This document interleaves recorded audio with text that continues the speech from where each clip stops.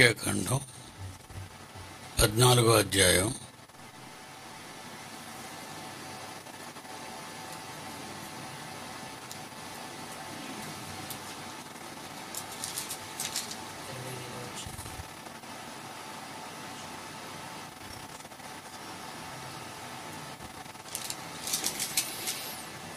26వ వచనం నుంచి చదువుకుందాం. సంఖ్యాకాండం 14వ అధ్యాయం 26వ వచనం నుంచి. మరియు యెహోవా మోషే అహరోనులకు ఇలాగ సెలవిచ్చెను, నాకు విరోధముగా సణుగుచుండు ఈ చెడ్డ సమాజమును నేనెంతవరకు సహింపవలను? ఇశ్రాయేలీయులు నాకు విరోధముగా సణుగుచున్న సణుగులను వినియున్నాను. నీవు వారిని చూచి యెహోవా వాక్కు ఏదనగా, నా జీవము తోడు నేను వినగా మీరు చెప్పినట్లు నేను నిశ్చయముగా మీ ఎడల చేసేదను. మీ శవములు అరణ్యములోనే రాలును. మీ లెక్క మొత్తము చొప్పున మీలో లెక్కింపబడిన వారందరూ అనగా 20 ఏండ్లు మొదలుకొని పైప్రాయము పొంది నాకు విరోధముగా సణుగు వారందరూ అరణ్యములో రాలిపోవుదురు. యెఫున్నె కుమారుడైన కాలేబును నూను కుమారుడైన యెహోషువయు తప్ప మిమ్మును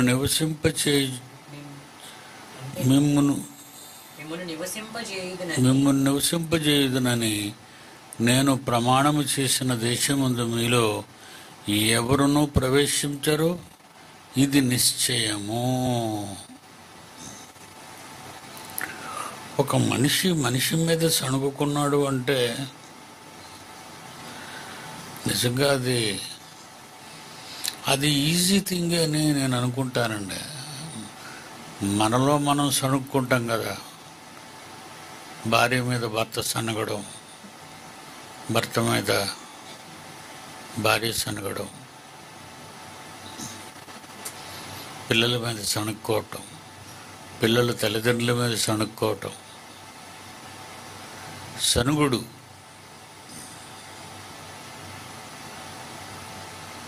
ఈ శనిగే కార్యక్రమం కూడా ఆయన ఎంత ఇబ్బంది పెడుతుందంటే, చాలామంది సణుక్కుంటారండి.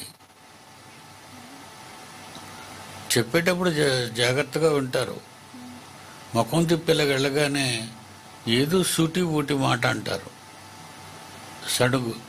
సణుగుడు. దేవుడికి సనగటాలు లేవు. మనం కూడా అప్పుడప్పుడు సణుగుతాం అనుకోకుండా దేవుడి మీదే. మనం ఇది సనగలేని వారం కాదు.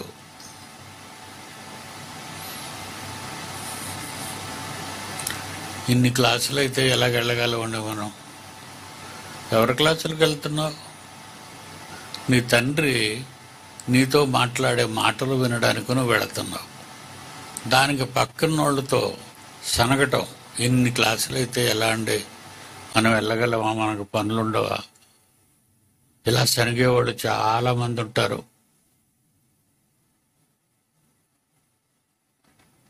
ఏమండి, ఇలా సనుక్కునేవారు చాలామంది ఉంటారు. దేవుని పనికి రావడానికి సణుక్కుంటారు. అక్కడ కూడా సనుగుడు ఉంది మన దగ్గర. వస్తున్నారు కదా, సణుగుడు ఎందుకు? దేవుని పనికి రావడానికి సణుగుడు ఎందుకు మీకు? చంపేసేటంతటి కోపం దేవుడికి. సణిగే వాళ్ళ విషయంలో చంపేసేటంతటి సణుగుడు మనుషులను చంపేసేటంతటి దేవుని కోపం. అప్పుడప్పుడు అంటాం, కష్టాలు మాకే రావాలా, దేవుడు మాకే ఇవ్వాలా? ఆ పక్కింటి వాళ్ళకి ఇచ్చినా బాగున్నాం, ఆ ఎదురింటి వాళ్ళకి ఇచ్చినా బాగున్నాం. కష్టాల గురించి సనుక్కుంటుంటారు అప్పుడప్పుడు. లేకపోతే చనిపోయారు అనుకోండి, ఎవరైనా చనిపోయారు అనుకోండి, ఏమనుకుంటారు? నా కొడుకే దేవుడికి కావలసి వచ్చిందా, నేనే సనుగాను అనుకోండి. ఉదాహరణకి దేవుడు నా అల్లుడినే తీసుకెళ్ళిపోవాలి, ఎంతమంది అల్లుళ్ళు ఉండగా. ఈ లోకంలో అందరికీ అందరి అల్లుళ్ళు ఉండగా నా అల్లుడినే తీసుకుపోవాలి పోవాలా ఆయన అని అనుకుంటాను. సనిగే వాళ్ళ మీద ఆయన కోపం చంపేటంత కోపం. జాగ్రత్త, సనక్కండి. సనగటం వలన అపోస్తలుడైన పౌలు కొరింథీయులకు రాస్తూ 10వ అధ్యాయంలో సనిగి సంహారకుని చేత చచ్చిపోయారట. సనిగి, సనుగుడు. 10వ అధ్యాయం 10వ వచనం. 10వ అధ్యాయం 1 కొరింథీ 10వ అధ్యాయం 10వ వచనం. మీరు సనగకుడి, మీరు సనక్కండి, వారిలో కొందరు సన్నిగి, వారిలో కొందరాళ్ళు వారిలో కొందరు సణిగి సంహారకుని చేత నశించిరి. సంహారకుడు అంటే సంహరించేవాడు, చంపి పడేసేవాడు. అంటే సంహారకుడు తిరుగుతుంటాడా మన మధ్య? తిరుగును. మనం అనుకుంటాం, మనం సనుక్కుంటాం వాళ్ళ మీద వీళ్ళ మీద లేనిపోనివన్నీ చెప్పుకొని. అప్పుడు ఎలాగా, ఆయన అలాగా, ఇలాగా, అలాగా, ఇలాగా, అబ్బబ్బబ్బబ్బబ్బబ్బబ్బ. నోరిప్పారు అంటే సణుగులు. అందులో ఎక్కువ ఈ సనుగుడు జబ్బు ఆడవాళ్ళకి ఎక్కువ, మగవాళ్ళకి పెద్ద ఎంత జబ్బు ఉండదండి, ఎంత తీవ్రతలో ఉండరు వాళ్ళు. ఆడవాళ్ళకే ఎక్కువ ఈ సనుగుడు జబ్బు ఉంటుంది. సనుక్కుంటారు. భర్త మీద సనుక్కోవడమే, పిల్లల మీద సనుక్కోవడమే, తనకు తాను సనుక్కోవడమే, తన మీద తను సనుక్కుంటుంది. ఈ పాపిష్టి పుట్టుక ఎందుకు జరిగిందో గాని అని సనుక్కుంటారు. ఆడకాళ్లే నేను ఎందుకు పుట్టానో గాని, మా అమ్మా నాన్న ఎందుకు కన్ను పడేశారో, ఈడు ముఖాన్ని కొట్టేశారు, ఆడు నాకు రోజు గుర్తుకొస్తున్నాడు. ఎవరో ఉత్తినే ఉతకరు, మాసిన బట్టలు ఉంటేనే కదండి ఉతుకుతారు. బట్టలు మాసి ఉంటేనే ఉతుకుతారు, మాయకపోతే ఎందుకు ఉతుకుతారు? నీకు ఆ మాయ, ఆ డాగులు పడకుండా నువ్వు జాగ్రత్తగా వాడుకుంటే నిన్ను ఉతకరు కదా. వాళ్ళకి వాళ్ళు సనుక్కుంటారు. అంటే ఎంత తీవ్రమైన వ్యాధి సణుగుడు అనేది మీరు ఆలోచించండి. ఇది దేవుణ్ణి చాలా ఇబ్బంది పెట్టింది. ఈ సణుగుడు వ్యాధి వారిలో కొందరు సణిగి సంహారకుని చేత నశించిరి. అంటే సంహారకుడు దిగడం, సంహరించడం, సంహారకుడు దిగడం, సంహరించడం. వాళ్ళేమనుకుంటారు? మేము శనిగావు గనుక చచ్చిపోయామని అనుకుంటారా వాళ్ళు? మేము శనిగావు గనుక చచ్చిపోయామని అనుకుంటారా వాళ్ళు? అనుకోరు వాళ్ళు. ఏం చావు వచ్చింది, చచ్చిపోయామని. ఎందుకంటే మనుషులు వాళ్ళ గురించి వాళ్ళు తప్పుగా మాట్లాడుకోరు. అందరూ గొప్పోళ్ళే. వాళ్ళ గురించి వాళ్ళు గొప్పగా మాట్లాడుకుంటారు. దేవుని పిల్లలారా, మన దేవుని, మన కన్న తండ్రి మనస్సులోని ఒక ఆవేదన, మరొక ఆవేదన ఏంటంటే మనం సనుక్కోవడం ఆయనకు అస్సలు ఇష్టం లేదు. మనం సనగకూడదు ఆయన మీద. ఎందుకంటే సనుక్కుంటే చాలా ఫీల్ అయిపోతాడు. మన కన్న తండ్రి మనం కానీ సరిగామనుకోండి చాలా ఫీల్ అవుతాడు ఆయన. అందుకే మనం చాలా జాగ్రత్తగా ఉండాలి, సణుక్కోకూడదు. Very good. మళ్ళీ చెప్దాం ఆ పేర అంతా. చదువురా 26వ వచనం నుంచి. మరియు యెహోవా మోషే అహరోనులకు ఇలాగ సెలవిచ్చెను.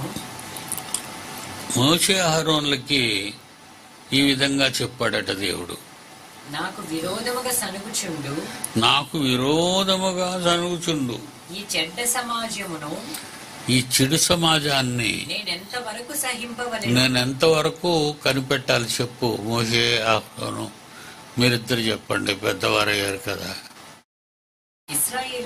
ఇశ్రాయేలీలు నాకు విరోధముగా సనుగుచున్న సనుగులను నాకు విరోధముగా సనుగుచున్న సనుగులను విన్నాను.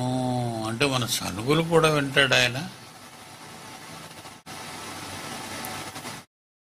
మన సనుగులు కూడా వింటాడా?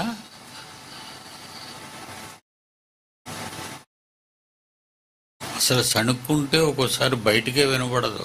లోనే చాలామంది చూడండి రోడ్లో మాట్లాడుకుంటూ వెళ్ళిపోతారు. సడుక్కోవటం అది. వాళ్ళకి వాళ్ళే మాట్లాడుకొని రోడ్డు అంటే వెళ్ళిపోతుంటారు. ఏటి మాట్లాడుకున్నాడు, సడుగుతున్నాడు. ఇంటి దగ్గర సణిగితే చితకొట్టేస్తారని బయటకు వచ్చి సణుక్కుంటూ ఉంటారు వాళ్ళు. భర్త మీద భార్య, భార్య మీద భర్త, పిల్లల మీద తల్లిదండ్రులు సనుక్కుంటారు వాళ్ళు.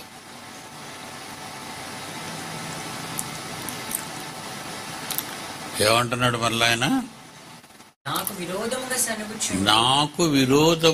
సనుగుచుండు ఈ చెడ్డ సమాజమును నేనెంతవరకు సహింపవలెను. నేనెంతవరకు సహించాలి? మీరు చెప్పండి. మోషే అహరోను మీరు చెప్పండి, నేను ఎంతవరకు సహించాలి? నేను అంత బొత్తిగా పిల్లలు కావాలని కోరుకున్నందుకు నాకు మంచి శాస్తి, నాకు మంచి బుద్ధి చెబుతున్నారు ఇశ్రాయేలీలందరూ. ఏమంటే దేవుడు తన మనుషులు అంటున్నారని వాళ్ళలో మనుషులైన మోషే అహరోనులకు చెప్పుకుంటున్నాడు అంటే ఎంత దయానీయమైన సంగతి చూడండి ఒకసారి. మీరు ఆలోచించండి. దేవుడు బాధపడడం ఏంటండి బాబు? కన్న తండ్రి బాధపడ్డం ఏంటి? కన్న తండ్రి బాధపడ్డం ఏంటి? అసలు బాధపడచ్చు ఆయన? అసలు బాధపడకూడదు. అలాంటి బాధ కలిగించారు ఇశ్రాయేలీలు అలాంటి బాధను కలిగించారు.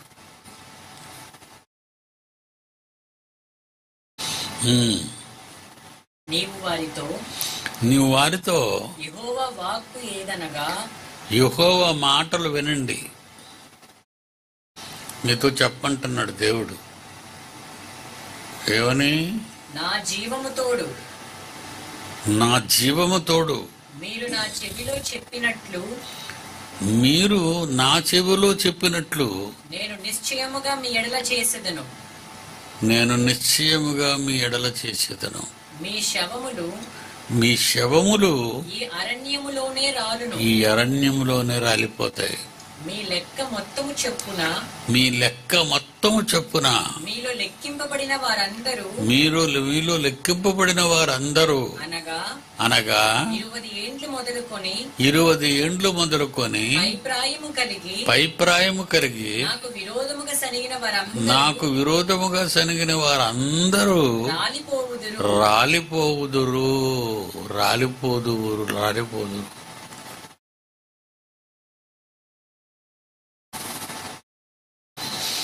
చాలా బాధ అనిపిస్తుందండి మాట వింటే. దేవుడు అలా మాట్లాడుతున్నాడు అంటే చాలా బాధ అనిపిస్తుంది. ఎవరో తల్లులు పిల్లలు తిట్టేటప్పుడు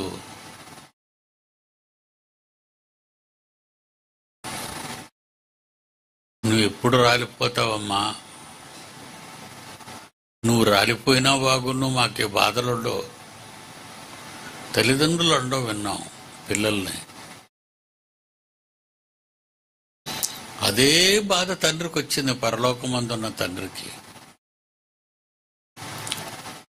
మీరు రాలిపోతారు, చంపేస్తాను. శవాలు గుట్టలుగా 20 ఏళ్లు పైబడిన వాళ్ళు ఈజిప్ట్ నుంచి బయలుదేరేటప్పటికి 20 ఏళ్లు పైబడిన వారు సడిగిన వారు 20 ఏళ్లు పైబడిన వారిలో ఎవరు సణుగుతారో వాళ్ళందరి శవాలు అరణ్యంలో రాలిపోతాయి.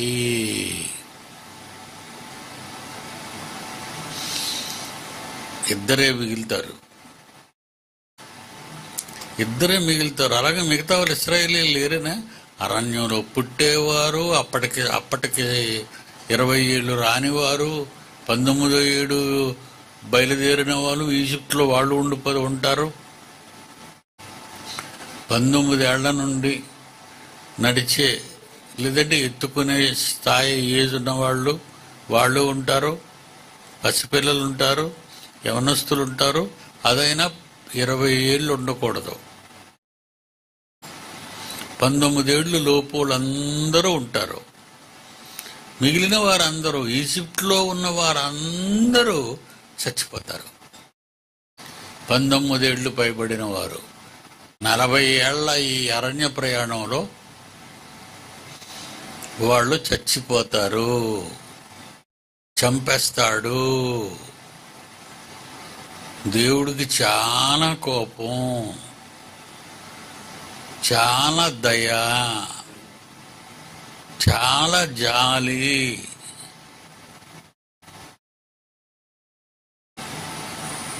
ఎంత కోపం అంటే నిన్ను చంపేసినంత వరకు నిద్రపోడు. మనం ఈరోజు తప్పించుకుంటామా? మనం ఈరోజు తప్పించుకోవటానికి ఒకే ఒక నాథుడు మన కొరకు 2000 సంవత్సరాల క్రితం పుట్టాడు. ఆయనే క్రీస్తు యేసు.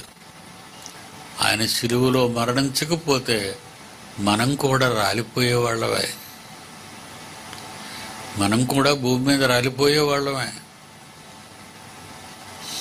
అదిగో అక్కడ రాలిపోతున్నారు వేలకు వేలు. వాళ్ళు 1000 మందిని చంపేస్తే వీళ్ళు 1000 మందిని చంపేస్తున్నారు. వేలకు వేలు రాలిపోతున్నారు యుద్ధరంగంలో.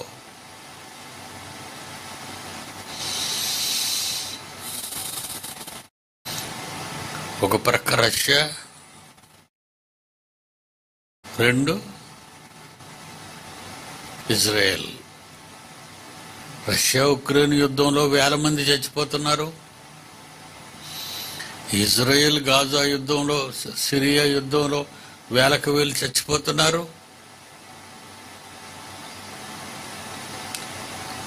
చైనా తన యుద్ధ నౌకలన్నింటినీ కూడా తైవాన్ చుట్టూ మోహరించాయి. చంపేసుకోవడానికే. కయ్యానికి కాలు దూకుతుంటారు అన్ని పక్క దేశాలు.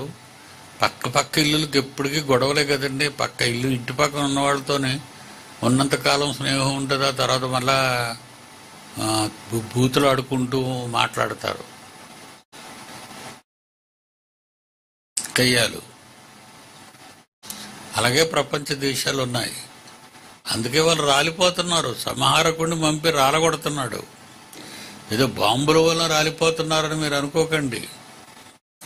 సంహారకుడు ఆరోపంలో వాళ్ళ మధ్యకి వెళ్తున్నాడు. సంహారకుడు ఆరోపంలో వెళ్తున్నాడు. దేవుని పిల్లలారా, దేవుణ్ణి సంతోషపెట్టండి. దేవుణ్ణి సంతోషపెట్టండి. మంచివాడైన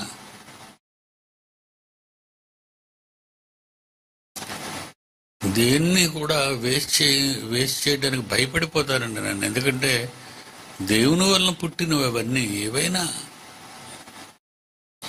ఒక బియ్యం గింజ, ఒక పప్పు గింజ, ఒక ఆకుకూర, ఒక ఆకు, ప్రతిదీ కూడా దేవుని మాట వలన పుట్టాయి. అవి ఎవరి కోసమో కాదు, దేవుడి కోసం కాదు, మన కోసమే. గిన్నెలో కూరలు పారేయటం, అన్నం పారేయటం, బట్టలు ఎక్కడ పడితే అక్కడ విసిరేయడం, మాసిపోయిన ఎక్కడ పడితే అక్కడ పడేయటం. సెమినార్కి వస్తారా, అన్నీ చెడ్డీలు, అన్నీ బాడీలు అన్నీ వదిలేసి వెళ్ళిపోతారు. మళ్ళీ అందరూ పేదవాళ్ళగానే ఉంటారు. ఎందుకు పారేస్తున్నారు? నాకెంత బాధ. దేవుడు గుర్తొచ్చేస్తాడండి. దేవుడు మన కొరకే కదా వీటన్నిటినీ చేయించాడు. మన దొంగతనం చేయలేదు కదా, డబ్బులు పెట్టుకున్నాం. మన కష్టార్జితం పాడైపోద్ది.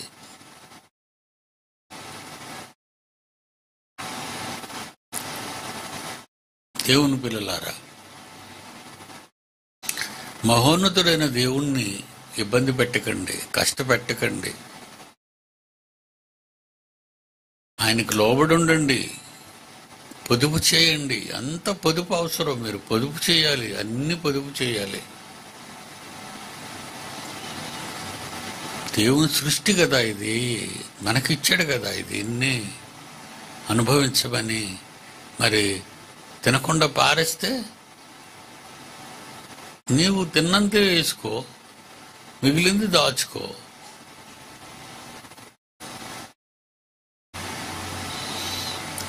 చాలా మంది పారేస్తుంటారు. చాలా బాధపడతానండి నేను. ఎందుకంటే దేవుని కష్టం అది. దేవుడు మాట చేత కలిగించాడు అవన్నీ. అంటే కష్టపడలేదనా? అందుకే దేవుని కష్టం మనిషికి తెలుసు అనే పాట రాశాడు జాన్సన్. దేవుని కష్టం మనిషికి తెలుసా? ఈ ప్రకృతి, ఈ నక్షత్రాలు, ఈ గ్రహాలు, ఈ ఆకాశ మండలాలు, మహాకాశాలు, భూమండలం, సూర్యుడు, గ్రహాలు, పాలపంత నక్షత్ర మండలాలు, ఇవన్నీ దేవుని కష్టం. అది వాటన్నిటి వలన మీ నోటి దగ్గరికి ఆహారం వస్తుంది, మర్చిపోకండి. మీ నోటి దగ్గరికి ఆహారం రావడానికి నక్షత్రాలు ప్రకాశించాలి, చంద్రుడు ప్రకాశించాలి, సూర్యుడు ప్రకాశించాలి, గ్రహాలు తిరగాలి, నక్షత్రాలు పరిగెత్తాలి. ఇవన్నీ భూమి పండడానికి, భూమి మానవునికి కావలసిన ఆకలిని తీర్చటానికి, భూమిని సారవంతమైన నేలగా చేయటానికి ఈ మెరుపులు, ఈ ఉరుములు, ఈ వర్షాలు ఇవన్నీ జరుగుతున్నాయి. చదువుకోలేదు కదా సమాజం, బాగా చదువుకోలేదు. బైబిల్ బాగా చదువుకున్నాం కనుక మనకు అసలు అర్థమవుతుంది ఇదంతా, ఈ ప్రకృతి అంతా. ఎలా వస్తుంది ఇదంతా నీకు? ఎలా వస్తుంది? ఒక బ్రష్ కొనుక్కోవాలంటే డబ్బులు ఉండాలి, ఒక పేస్ట్ కొనుక్కోవాలంటే డబ్బులు ఉండాలి, ఒక సబ్బు కొనుక్కోవాలంటే డబ్బులు ఉండాలి. ఆ డబ్బులు రావాలంటే నువ్వు కష్టపడాలి, అప్పు తేవాలి.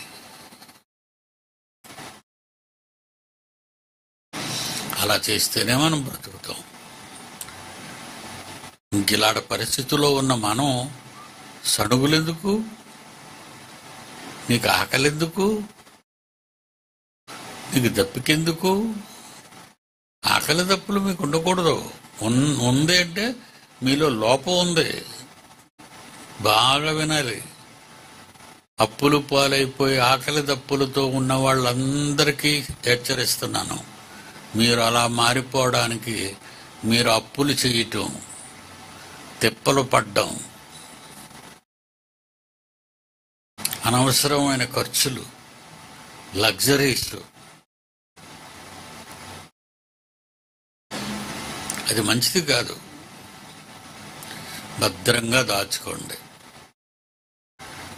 చాలామంది స్త్రీలు వాడు బయటకు వెళ్ళి వచ్చిన తర్వాత మళ్ళీ చక్కగా మడత పెట్టేసి ఆ బట్టలన్నీ మళ్ళా కాస్త గాలి బారిన తర్వాత బీరువాలో పెట్టుకుని మళ్ళా తాళం వేసుకుంటారు. పొదుపు దేవుడికి అది అవసరం. పొదుపు పాడవనవుడు. మంచి నీరు వానగా కురుస్తుంది. నదులన్నీ సముద్రంలో కలిసిపోతాయి. ఈ నీరంతా ఉప్పు నీటిలో కలిసిపోతాయి. ఎందుకు? మళ్ళా ఈ నీరు శుభ్రపడాలి. శుభ్రపడాలంటే ఉప్పు కలవాలి. ఈ మధ్య టూత్పేస్ట్ వాడు, చాలామంది టూత్పేస్ట్ వాళ్ళు అంటుంటారు, ఉప్పు వాడండి, మా పేస్ట్లో ఉప్పు ఉంది అంటాడు.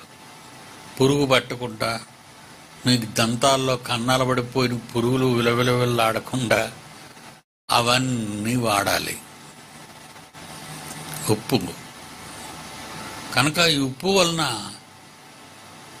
భూమి మీద పడిన నీరంతా ఎర్రగా మారి పాడైపోతే మరలా సముద్రంలో కలిపి ఆ ఉప్పు నీళ్ళ ద్వారా మళ్ళా సూర్యుని మండించి ఆవిరి లేపి ఆకాశము నుండి వర్షాన్ని కురిపిస్తున్నాడు.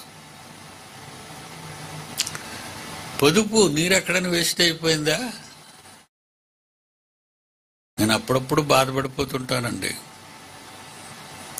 నా బాధలన్నీ కూడా మనుషులు తీర్చలేని బాధలండి. నేను చెప్పినా సరే వాళ్ళు వినిపించుకోరండి. ఒరే దొంగ సన్నాసులు, దేవుడు ఇంత నీరిస్తున్నాడు మనకి, ఈ నీరు దాయరా, దాచుకోరా, నీటిని దాచుకోరా. డ్యామ్లు కట్టండి. నది పుట్టిన దగ్గర నుంచి సముద్రంలో కలిసినంత వరకు ఎన్ని డ్యాములు పడతాయో, కోట్లాది రూపాయలు తినేస్తున్నారు, ప్రజాధనాన్ని తినేస్తున్నారు వీరందరూ. ఆ డబ్బుతో ఎక్కడ పడితే అక్కడే గట్లు వేసేయండి. పడిన వర్షం అంతా సముద్రంలో కలియకుండా కాపాడండి. 365 రోజులు నీటి కోసం బాధపడకండి. డబ్బు మా ఇంటిలో పేర్చుకుంటాం తప్ప డ్యాములు కట్టవు, నీళ్లు దాచుకోము. చూసారా మనుషులు ఎలాంటి వాళ్ళు? మనుషులు ఎలాంటి వాళ్ళు చూసారా? మరి దేవుడు వీళ్ళని ఎందుకు కాపాడాలండి? మరి ఇదంతా దేవుడు తన మనసులో కూడా పాడు చేస్తున్నారు. వీళ్ళని పాడు చేస్తున్నారండి. ఎర్రగా నీరు మారిపోయి మన ఇంటి ముందు కాలవల్లో పడిపోయి నల్లగా అయిపోయి, కొండ మీద నుంచి పారే నీరంతా ఎరుపైపోయి సముద్రంలో కలిసే దగ్గర ఎరుపు వచ్చేస్తుంటుంది. ఈ నీరు సముద్రం దగ్గర కలిసినప్పుడు మళ్ళా దాన్ని పరిశుభ్రత చేయడం ఎవరి పని? నువ్వు వెళ్ళేని శుభ్రం చేయగలవా సముద్రాన్ని? దేవుడు. మరి ఆ పని నువ్వు చేయగలవా? నువ్వు చేయలేవు, నీకు చేత కాదు. ఈ చేత కాదు, అది డబ్బుతో జరిగే పని కాదు, దేవుని శక్తితో జరిగే పని. ఆయన కష్టపడుతున్నాడు మన కొరకు. దేవుని పిల్లలారా, సడుగులేంటి వాళ్ళకి? చదువునైనా మాకట. నీవు వారితో యెహోవా వాక్కు ఏదనగా నా జీవము తోడు మీరు నా చెవిలో చెప్పినట్టు నేను నిశ్చయముగా మీ ఎడల, అంటే తప్పను, మాట తప్పను, చంపి పడేస్తాను అన్నానంటే చంపి పడేస్తాను. మీ శవములు ఈ అరణ్యములోనే రాలిపోతాయి. మీ లెక్క మొత్తము చొప్పున మీలో లెక్కింపబడిన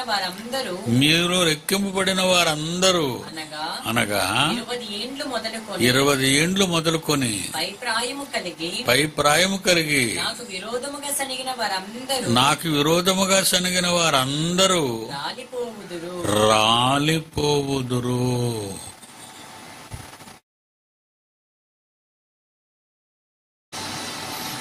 మీరు రాలిపోతారా ఉంటారా? ఒకళ్ళొకరు చూసుకుంటున్నారు, నువ్వు రాలిపోతావేటని. ఎవ్వరూ రాలిపోరు. మీరందరూ ఉండాలి. ఆ తప్పుడు పని జరగకుండా ఉండాలనే మీకు ఈ పాఠాలన్నీ శనివారం సాయంకాలం, శనివారం మధ్యాహ్నం, ఆదివారం ఉదయం పిల్లలకి, ఆదివారం ఉదయం ఆరాధన, ఆదివారం సాయంకాలం. ఇదిగో ఈ వారంలో మళ్ళీ ఇది చివరి క్లాసు. ఆ తర్వాత మళ్ళా నెట్ ద్వారా మన పిల్లలు మాట్లాడుతున్నారు, గూగుల్ మీట్ ద్వారా. ఎందుకు ఇవన్నీ చెప్తున్నారు అంటే వ్యవస్థను మార్చాలి, దేవుని ప్రేమను గ్రహించాలి, దేవుని కోపాన్ని కూడా అర్థం చేసుకోవాలి. దేవుని కోపాన్ని కూడా అర్థం చేసుకోవాలి. లేకపోతే మనం బతికి బట్ట కట్టలేము. ఓకేనా? మరి సెలవా? సెలవు.